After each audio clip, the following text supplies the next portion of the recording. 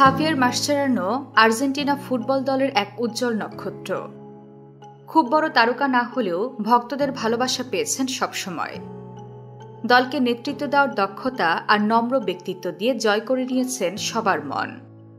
তবে তার খেলোয়াড়ি দক্ষতাও ছিল অসাধারণ।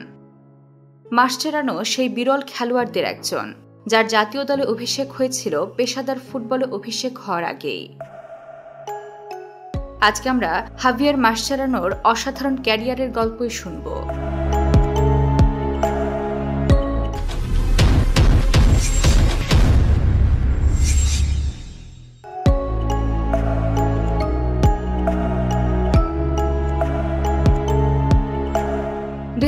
সালে 16 জুলাই হাভিয়ের মাসচেরানো প্রথমবারের মতো আকাশী নীল জার্সি গায়ে মাঠে নামেন।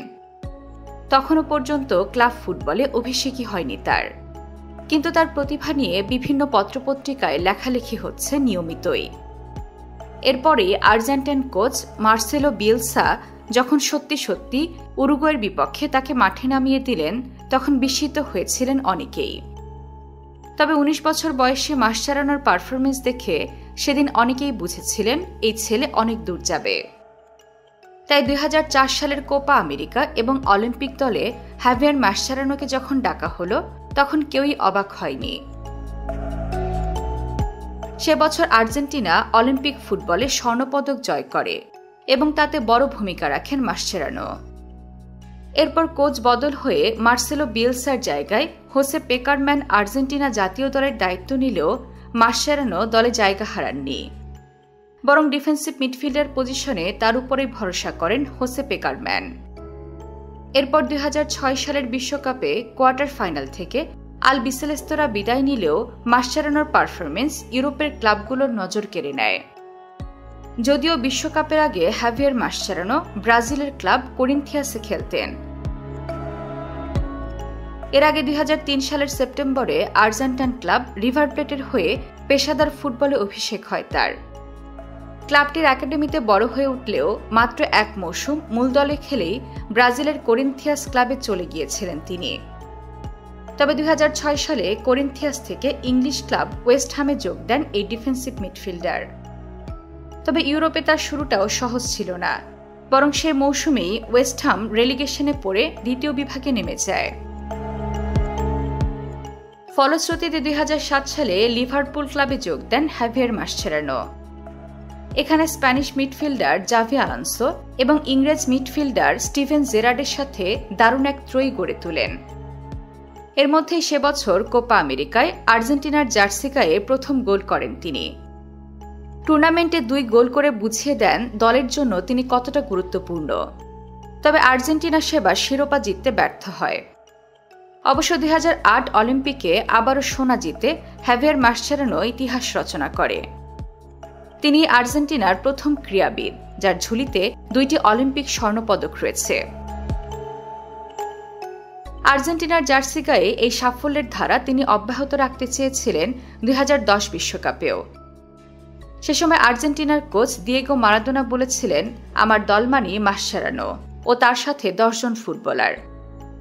অর্থাৎ লিওনেল মেসির মতো খেলোয়াড় থাকা সত্ত্বেও কোচ মারাদোনার কাছে এই ডিফেন্সিভ মিডফিল্ডারই ছিলেন সবচেয়ে গুরুত্বপূর্ণ। এরপরেও 2010 বিশ্বকাপ থেকে খালি হাতে বিদায় নিতে হয় মাসচেরানোকে। জাতীয় দলের মতো লিভারপুলের হয়েও কোনো ট্রফি জিততে পারছিলেন না হাভিয়ের মাসচেরানো। তাই ক্লাবটিতে তার প্রবল জনপ্রিয়তা থাকা সত্ত্বেও 2010 সালে পাড়ি জমালেন স্প্যানিশ ক্লাব বার্সেলোনায়। যদিও সে সময় বার্সেলোনায় ডিফেন্সিভ মিডফিল্ডার পজিশনে খেলতেন সার্জিও বুস্কেটস এবং তাকে সরিয়ে মাসচেরানোকে খেলাতে চাননি কোচ পেপ গার্দিওলা। তাই মাসচেরানো নিজের পজিশন বদলে ডিফেন্ডার হিসেবে খেলতে শুরু করেন। এই পজিশনে তিনি প্রায় নিয়মিতই একাদশে সুযোগ পান এবং লা লিগা, কোপা দেল রে ও চ্যাম্পিয়ন্স লিগ শিরোপা জিতে ভক্তদের হৃদয় জয় করে নেন। পরবর্তী 7 বছরে কাতালান ক্লাবটির হয়ে 17টি শিরোপা ঘরে তোলেন হাভিয়ের মাসচেরানো। ক্লাবের হয়ে যেমন সাফল্য পেয়েছেন, তেমন সাফল্য জাতীয় দলের হয়ে পাননি হাভিয়ের মাসচেরানো।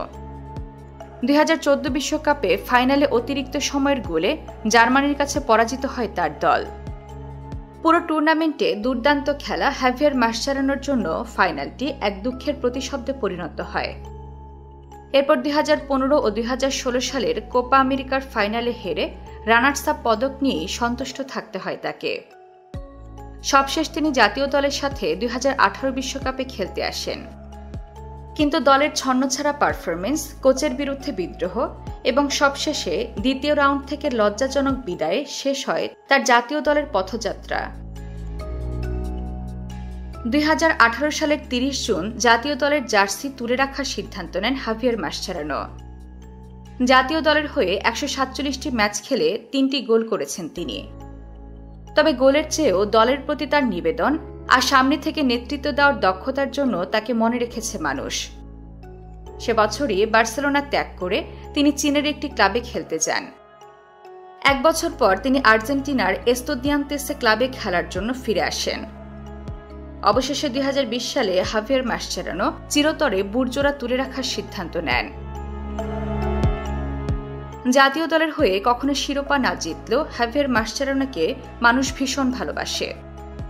তাই তার নাম নিলে আজও শ্রদ্ধায় নত হয় আর্জেন্টিনা ও বার্সেলোনার মানুষ। কিংবদন্তি ফুটবলারদের জীবনের এমন অজানা গল্প জানতে সাবস্ক্রাইব করুন ফুটবল বিশ্ব।